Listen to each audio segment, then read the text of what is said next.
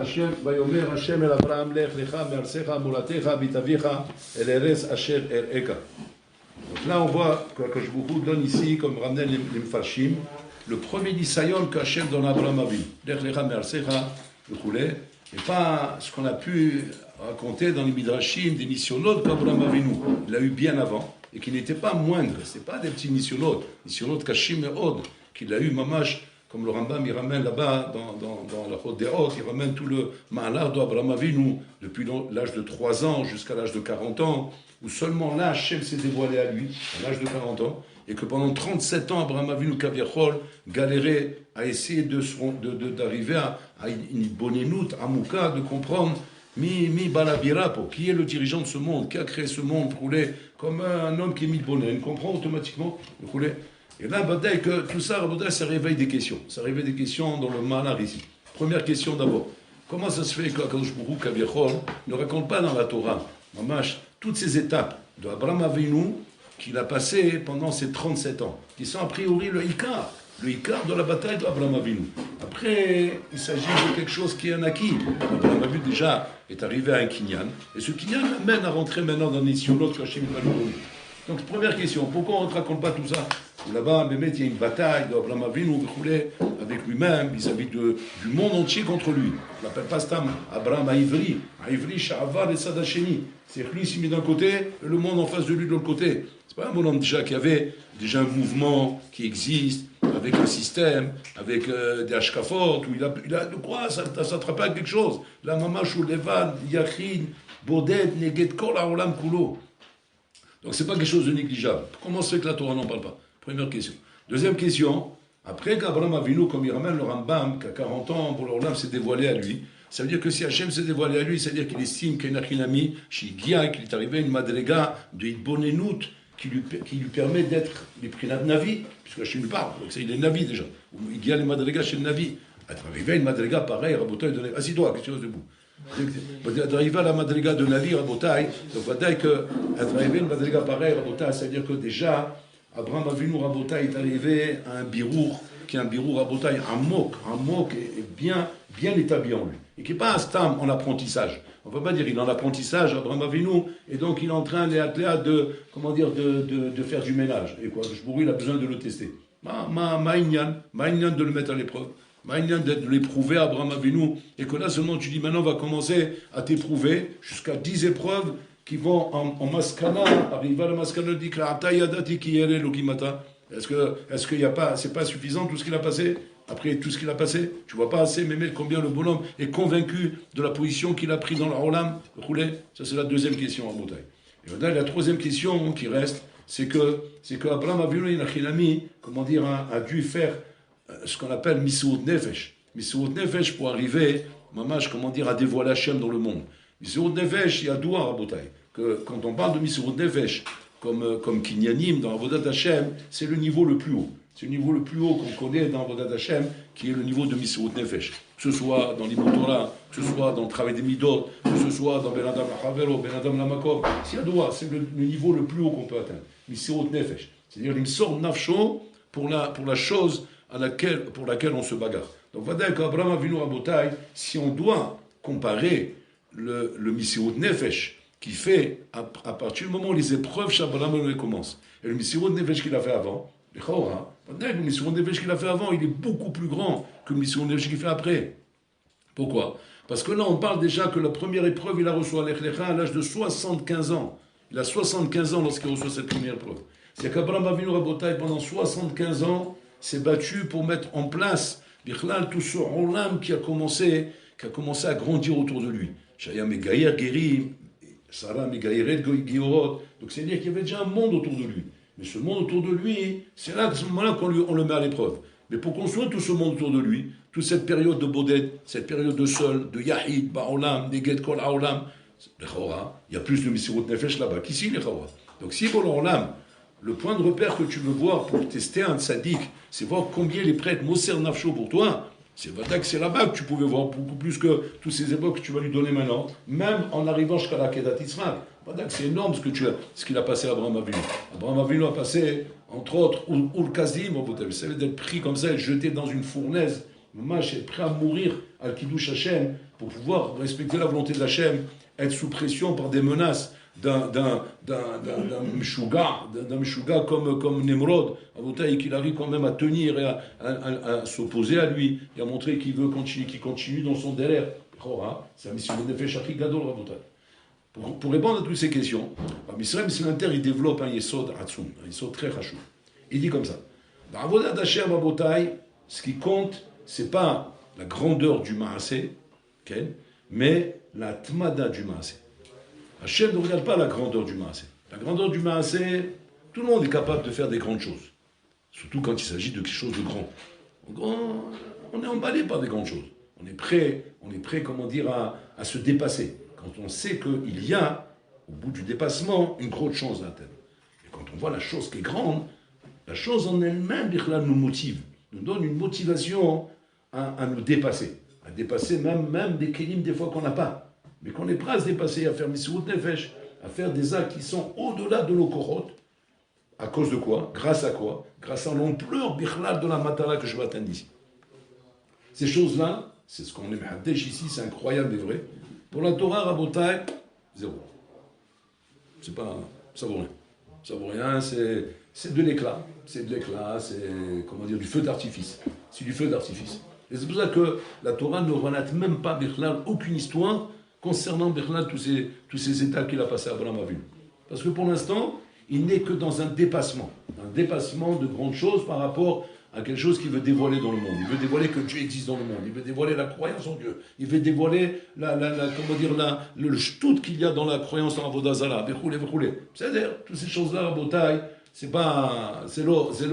ça dénote pas, Rabotai, quelque chose qui a une afkamina dans Avodat Hashem. C'est une afkamina, peut-être, on va dire dans le fait qu'un homme va faire des grandes choses dans sa vie.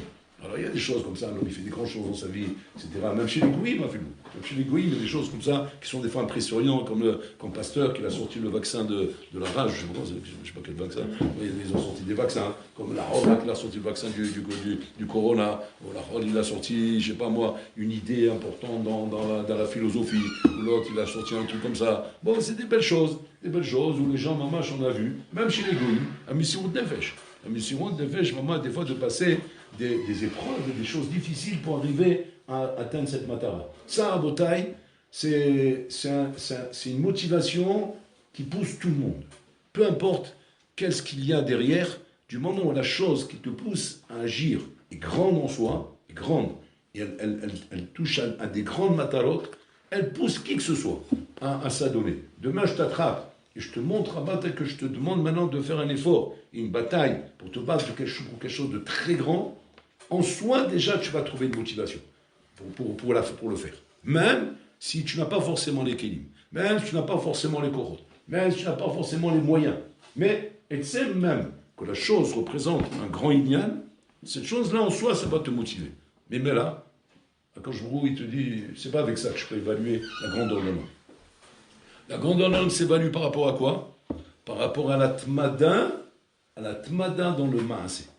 Aussi katan qu'il puisse être. La répétition d'un maasé. Quand tu vois tous les matins te lever à l'heure. Tous les matins, tu es là à 7h00. C'est pas un record. C'est pas quelque chose qui impressionne le monde. Tu n'es pas sur la scène.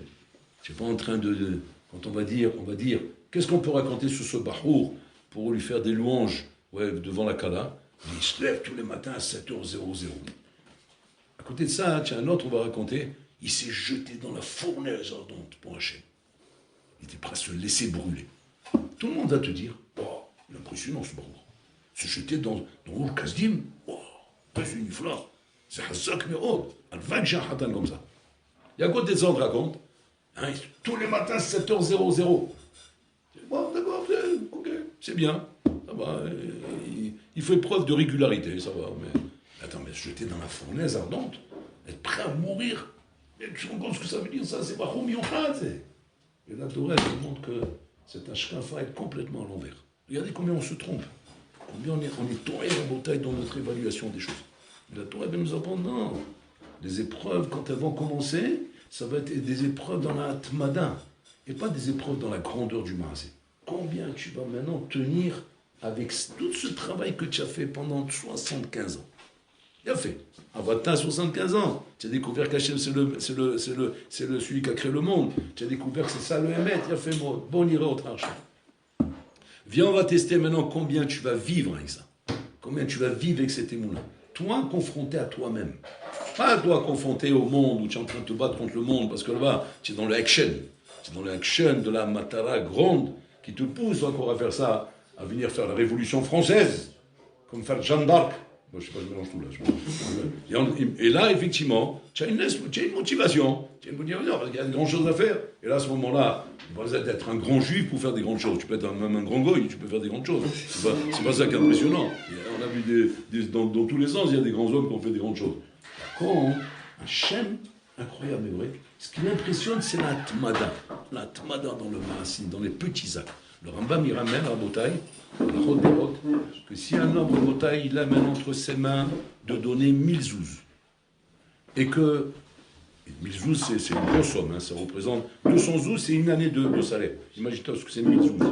1000 zouz, c'est-à-dire c'est 50 ans de salaire, c'est toute une vie de travail. Ouais, 1000 zouz. Ou maintenant, qu'est-ce qu'il peut faire le bonhomme? Le bonhomme, il va prendre les 1000 zouz, il va les donner zouz par zouz. 1, 2, 3, 4, 5, comme ça, tous les jours, il donne un zouz. Comme ça, il va donner 1000 zouz à la fin. Rambam, il dit, Bichlal, il n'y a pas de comparaison, Bichlal, entre celui qui a donné 1000 zouz d'un coup et celui qui a donné 1000 fois un zouz. Pourquoi? Unikra nadiv lev, unikra maaseh gadol shel tzedaka. Il a fait un maaseh de tzedaka. Unikra nadiv lev. Vous vous rendez compte? Alors que si tu regardes bien, les maaseh, ils ont donné la même somme. Bon, et même au contraire, moi j'aurais dit que si je dois décider de dire qui est le nadiv lev, j'aurais dit c'est celui qui a pu lâcher de sa poche 1000 zouz. Il a sorti de sa poche 1000 zouz. Tu te rends compte quel effort surhumain, sortir une somme pareille, c'est nadiv lev, les chawa. Non? Vraiment, tu dis, non, ça ne marche pas comme ça. Ça, peut-être chez les goyim, ça marche comme ça, mais pas dans la Torah. Dans la Torah, c'est quand on va voir chez toi cette capacité d'arriver à donner pendant 1000 jours un zouz qui va t'amener à 1000 zouz, c'est ce qui va te donner le statut de nadiv lev. Alors que d'avoir donné comme ça 1000 zouz d'un coup, c'est comment dire, le 14 juillet. C'est l'impression que ça fait quand on fait paf, quand on fait un coup comme ça. Pas savoir. Ma koach atamun ba'adam. Quel est le koach tamun ba'adam qui l'a amené à faire un truc comme ça? Choum d'avoir rien de comment dire, de constructif. Rien sur lequel on peut dire maintenant que cet homme-là a fait un kinyan dans une mida. Rien du tout. Choum d'avoir. C'est un exploit. C'est une flamme. Comme ça que je ramène à chaque fois avec Rabbi Hanim Mentaladion qui a été voir la Bissé Ben Kisma et qui a dit Aïm Shlech Olam Haba, Shlech Chelek Ba'olam Haba. Il a dit Kloum Ma'aseh Baliatra. Comment Kloum Ma'aseh Baliatra? Est-ce que tu as Ma'aseh chez le Kloum chez Baliatra? Kloum Ma'aseh Baliatra, c'est-à-dire Shlech Ma'aseh chez le Kloum chez Baliatra. Mais bon, le cher Olam, Anima Kel Kilol Belabim avec Sefer Torah Beriko. Faire ça, c'est Kloum. Faire ça, c'est pas un Ma'aseh qui me donne Olam Haba. Qu'est-ce que tu es en train de me demander? Tu es en train de demander si j'ai des actes anodins. Mais je te fais des records. Je prends le Sefer Torah sur moi et je ramène des gens en masse. Nous, c'est pas explosif ça? Ça donne pas leur Olam Haba ça? Non. Pourquoi? Combien il y a de avodat midot là-dedans? Parce que combien l'acte, dans les faits qu'il a extérieurement à toi, est en soi un emballement pour le faire. Et ne prouve pas qu'il y ait une avoda de ta part. Un avoda. C'est le maçon lui-même, il emballe. Il emballe bien. Bon, au régime, au contraire, c'est bien de faire des choses comme ça. Au contraire, le fait que je sois plutôt là que dans le casino. Non, en tout cas, c'est bien. Mais c'est pas de quoi te rendre ben Olam Haba. Te rendre ben Olam Haba, c'est-à-dire que tu deviens Chefsa de Olam Haba. Pour devenir Chefsa de Olam Haba, il faut que tu arrives à créer une mitziout en toi qu'il n'y avait pas jusqu'à maintenant. Tu ne la crées pas avec des grands maasim. Tu ne crées pas cette mitziout avec des grands maasim. Tu ne peux pas créer. Tu peux faire, tu peux exploser, tu peux faire des choses exceptionnelles, mais ça ne crée pas ça chez toi. Ça ne te rend pas un chefsa de Olam Haba. Donc, le chefsa de Olam Haba, c'est be'atmada shel maaseh, c'est une répétition du maasim qui se répète pendant des années. Encore. Mais attention, on parle de main assez simple. Le bonhomme il va se lever tous les matins à 7h00. Il va être au Beth Midrash à 7h00 la tefila. Mamash Adam Azé Bana Itzlo Hefsa chez l'Atmada. Il a construit chez lui un Hefsa de Atmada qui est incomparable, avec des records qu'il peut faire, par exemple, d'avoir fait, par exemple, une semaine Ta'anit. Une semaine, il n'a pas dormi toute la nuit. Une semaine entière. C'est beau. Quand tu racontes comme ça, c'est impressionnant les gens. Tu rentres pendant une semaine entière, 7 nuits, sans dormir, sans manger, Afsaka de dollars, incroyable. Quel record magnifique. Et maintenant, maintenant, il se repose, il faut qu'il récupère, mais en tout cas, il a fait, c'est magnifique, non? C'est pas beau, dis la vérité. J'ai mieux que ça à te raconter. Quoi? Il y a celui-là là-bas, tu vois, il va dormir à l'heure le soir. Il mange comme il faut, au réfectoire. Il se nourrit bien. Il fait attention à sa petite santé. Il l'a tous les matins à 7h00. Tu vas dire, bah, c'est banal ça. C'est banal, non, c'est ce que la Torah met en avant. La Torah te dit, c'est ce qui m'impressionne. C'est ce qui m'impressionne de voir une régularité à la Rabotaï dans la Voda. Une régularité dans la Voda. Un bonhomme, il fait son limoud, Rabotaï, il ne fait pas des choses extraordinaires. Il n'est pas en train de faire des records. Qu'est-ce qu'il fait? Il fait Hazara de son limoud. Il a son CD, il a sa Hazara. Sa Hazara régulière. Régulière, de répéter régulièrement, consciencieusement, tout ce qu'il apprend. Comme il faut le faire. Maintenant, à côté de ça, c'est pas un bonhomme quand on entend celui qui fait des records. Genre qui te fait, par exemple, je sais pas moi, il te fait par exemple 40 tapim. Il descend une macérette en 12 heures. Schlac. Et tu le vois tous les lundis, jeudi, faire un sioumon au Beth Midrash. C'est magnifique. C'est impressionnant ça. Ouais, tu as raison. Chez les hommes, ouais, c'est vrai que chez les hommes, ça nous impressionne. Chez Bola Olam, qu'est-ce qui l'impressionne? C'est de voir l'Enachinami, la régularité dans la chose. L'Enachinami, tu fais des grandes choses, c'est pas mauvais en soi. Mais est-ce que c'est régulier tous les jours? Je dis, non, attends, ça ne peut pas être régulier tous les jours. Ça, c'est des records. C'est des points de vitesse. Mais on ne peut pas être régulier dans des points de vitesse. C'est des points de vitesse. Et après, on revient normal. D'accord, c'est bien. Mais c'est pas ça qui fait des kinyanim. Ce qui fait des kinyanim dans Vodat Hashem, et qui rend un Ben Adam Rabotai, mitziout de quelque chose qui va devenir quelque chose dans la vie Rabotai, c'est la Atmada Bedvarim Aktaim. Atmada Bedvarim Aktaim. Voilà la première chose qu'on apprend d'Abraham Avinu. Pour ça, Abraham Avinu, que je lui dit, ok, tu es arrivé, tu as fait le record, tu as fait la bataille contre le monde, tu as fait la guerre mondiale, tu as montré que j'existais, ok, maintenant on commence les épreuves. C'est-à-dire que maintenant on va commencer les épreuves avec toi. On va voir maintenant une achinami ce que toi tu vaux là-dedans. Tu dis quoi? Et pourquoi? Jusqu'à maintenant c'était pas moi? Pas vraiment. Pourquoi pas vraiment? Parce que la chose en soi emballe. Emballe quand on est en train de développer quelque chose à beauté qui fait du bruit dans le monde, qui impressionne et qui monte comme ça à beauté. Et puis Thomas, comment dire, un bonhomme comme un leader qui vient présenter des choses, il vient faire une révolution en Iran, il vient montrer le renversement d'un pouvoir, etc. Et tu le vois en train de... Ouais, c'est la révolution française. Ceux qui étaient là-bas, où ils sont aujourd'hui? Ben, je sais pas. Ben ouais, ils ont disparu. Mais ils étaient là quand même. C'était bien qu'ils étaient là. Oui, bien sûr, il faut toujours des fous pour faire des grandes choses.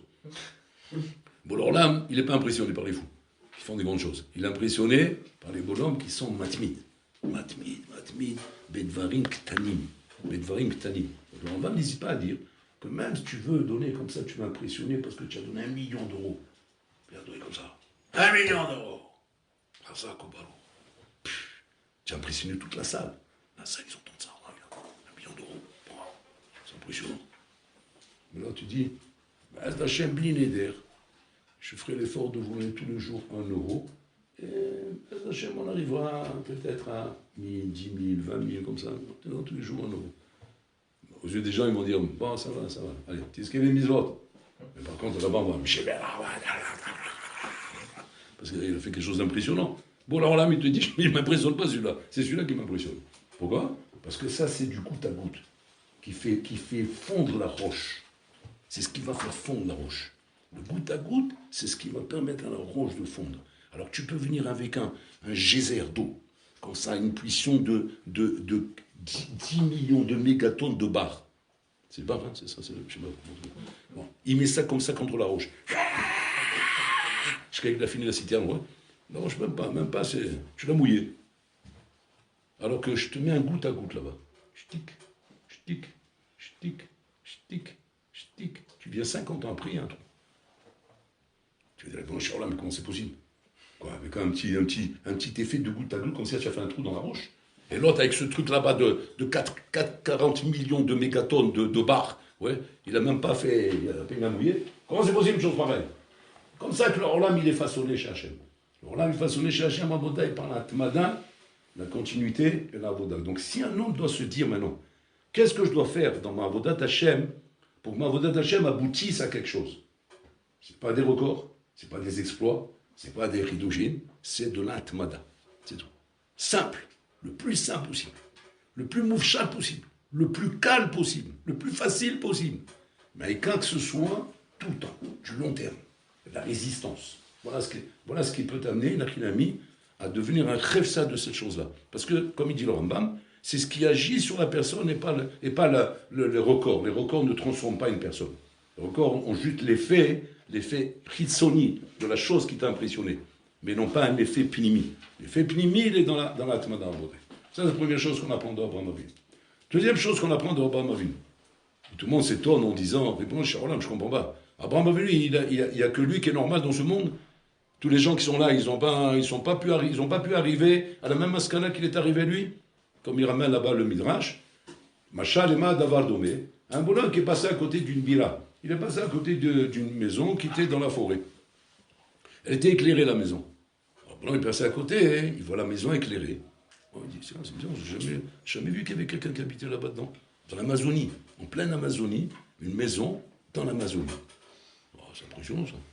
Alors là, il dit, bah, tiens, je vais voir ce qui se passe. Il va, il tape à la porte, on ne répond pas.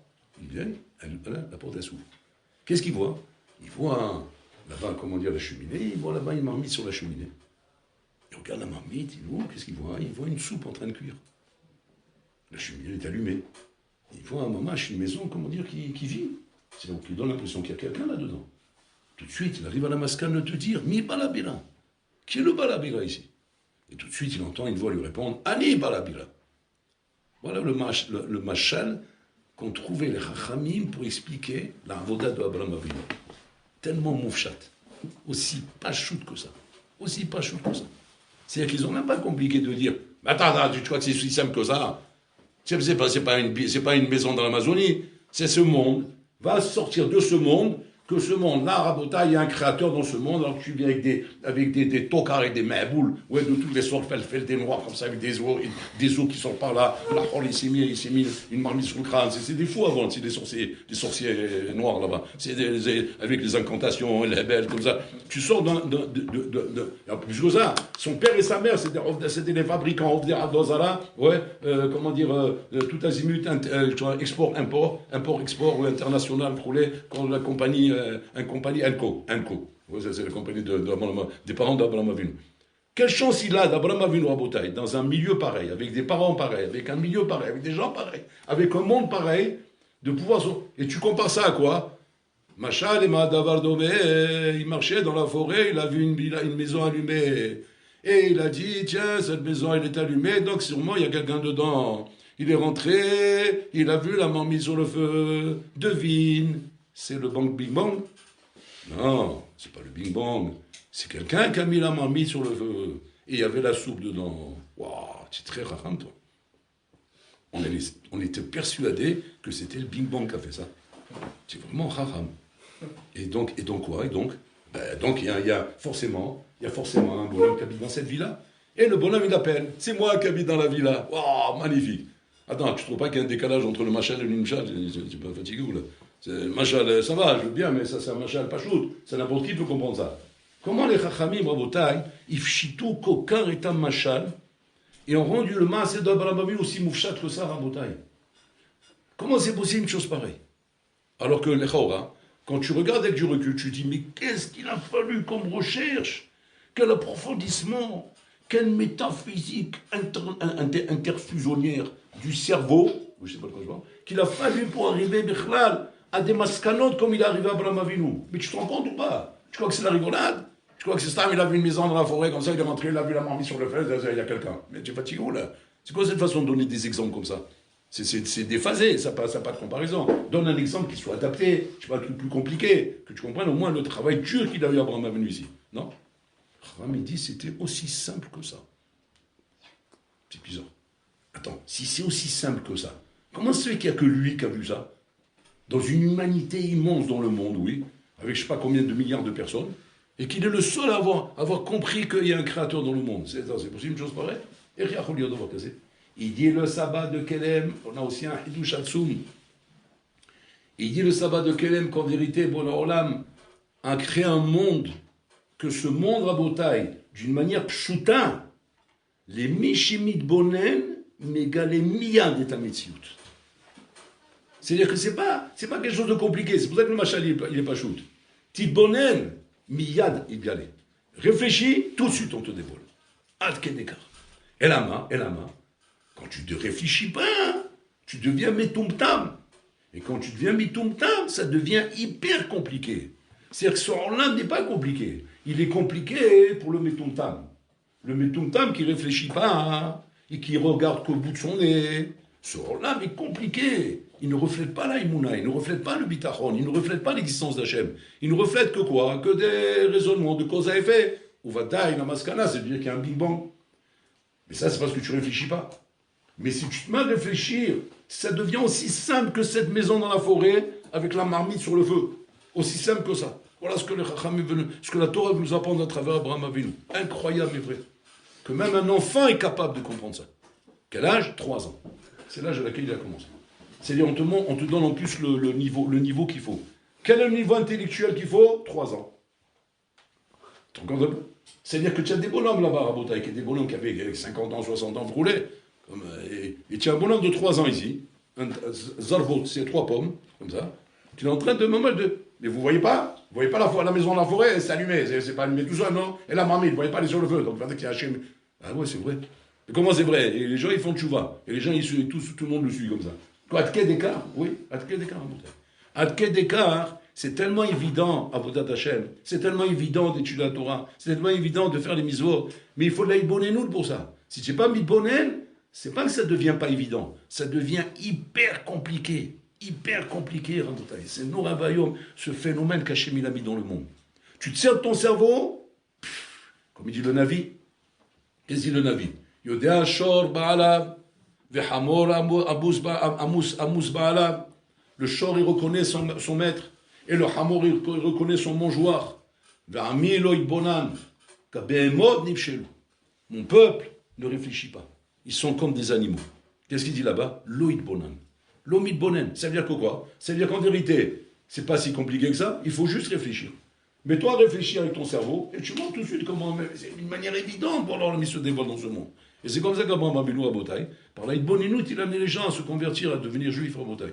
Donc on voit ici encore une fois en Botaï, qu'est-ce qu'on apprend d'Abraham Avinu? Comment, maman, je t'ai massé, Abraham Avinu arrive à nous montrer à Botaï comment, par de la Hitboninout, on peut arriver à des maskanotes, mais qui sont démesurées. Mais pas parce qu'elles sont compliquées. Parce que Pachout, elle demande de la Hitboninout, c'est tout. Et que si jamais tu n'es pas mis bonnet dans ce monde, alors ce rôle-là, mais l'Achinami, toi en fous à Botaï.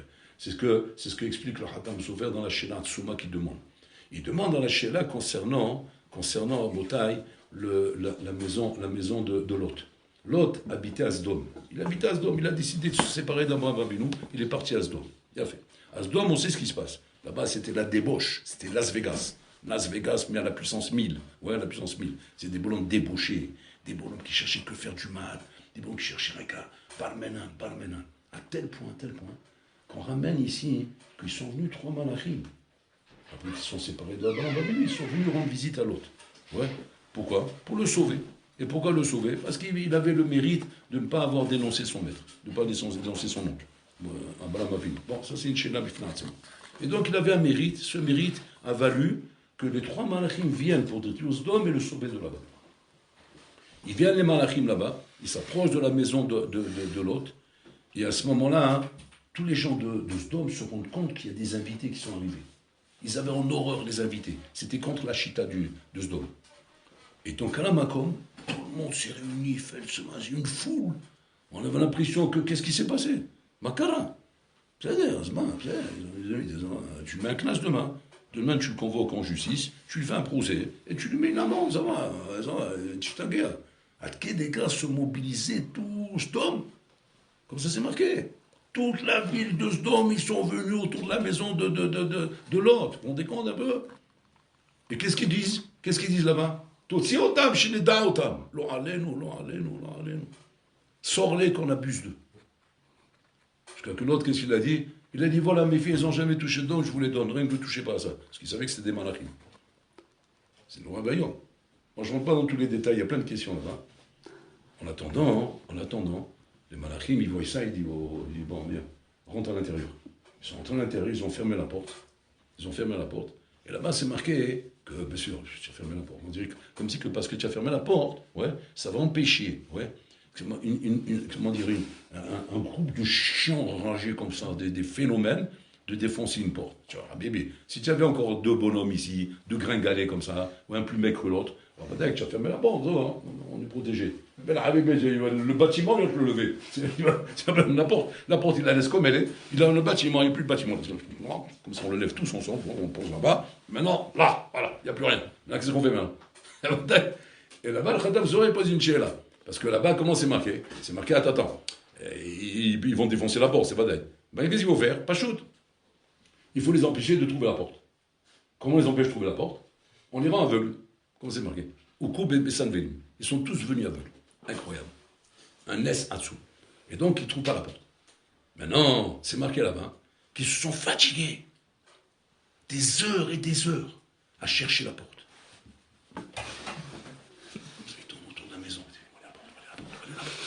Tu vois, un peuple entier, imagine-toi comme ça, tu les cherches, tu vois, tu les vois tous comme ça. Où est la porte? Ils vont s'entretuer à la fin. Tellement c'est des slimans, ils vont leur monter à la tête. Tu deviens fou, tu ne trouves pas la porte. Mais combien on peut chercher une porte? On n'est pas 4, 5, 6, 7, tu veux dire, il y a de la surface, c'est un peu compliqué de rouler. On est 1 million de bonhommes là. 1 million d'habitants en train de chercher une porte. Tu ne trouves pas une porte? Pas exagéré quand même. Le Khatam Sofer pose une chéla Hatsouma. Il dit, mais attends. D'abord, calmez-vous. Ouais, un peu de détente. Détendez-vous. Voilà, travaillez méthodiquement. C'est-à-dire qu'on va avancer maintenant doucement, méthodiquement, ouais, centimètre par centimètre. Et quand on va travailler ensemble, parce que l'union fait la force, ouais, on va la trouver à la porte. Il demande à Adam Zover, comment ça se fait qu'ils ne se calment pas et qu'ils ne s'unissent pas pour chercher la porte? Incroyable mais vrai. Il dit à Adam Zover, quand on vient à Rabotai, avec des midot raot, avec des ta'avot, l'union est impossible. Pourquoi? Parce qu'il n'y a qu'une chose qui peut unir l'homme. C'est la hitbonenut. La hitbonenut est la seule chose qui peut unir l'homme.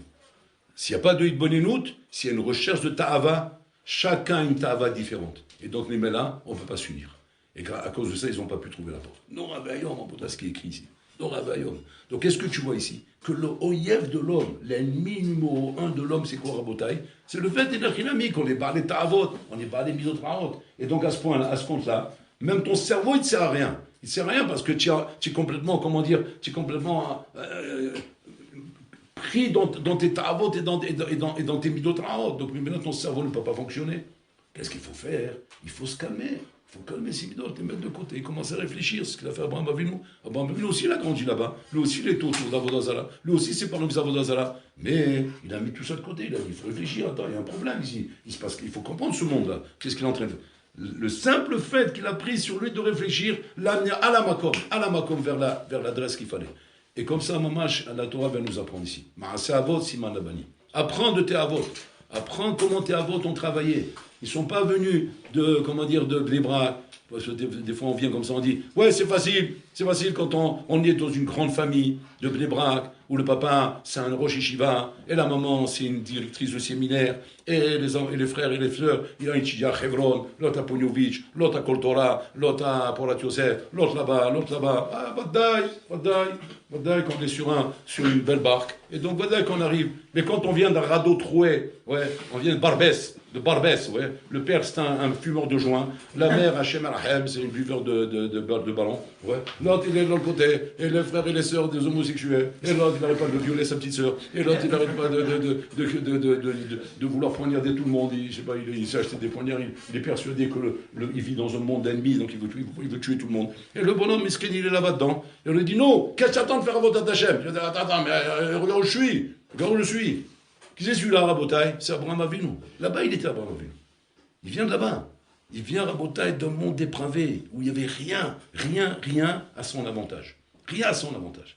Et la Torah vient nous apprendre, regarde, comme un homme qui n'a rien à son avantage, qui n'a rien pour l'aider, rien pour le consolider, rien pour le réconforter, comment il peut arriver avec l'Aïbonénout, arriver, Rabotai, à sortir la tête, et pas seulement à se sauver, mais à sauver le monde. Regardez un peu le Rabotai, le résultat qu'il peut y avoir avec de l'Aïbonénout. Donc on a appris deux choses ici, essentielles, qui sont d'un côté, Rabotai, que le Ikar dans Avodat Hashem, c'est la Tmada, même de Maasim Ktanim. Et deuxième point dans Avodat Hashem, c'est l'Aïbonénout. C'est réfléchi, petite bonne, n'est-ce pas, le Olam, Kaviachol, comment dire, te prendre comme dans un zérem, comme dans un courant, tu suis le courant du monde. Parce que sache une chose, si jamais tu te rends compte que dans ce monde, tu vis dans un courant et que le courant t'amène, sache une chose, le courant t'amènera forcément à la fausse adresse. Il n'y a qu'une adresse qui est vraie, c'est l'adresse où ta Ibonénout t'amène, ta réflexion t'amène. Si tu arrêtes de réfléchir, ce Olam, il te prend, il t'amène où il ne faut pas, de Shalom. Donc il faut la Ibonénout.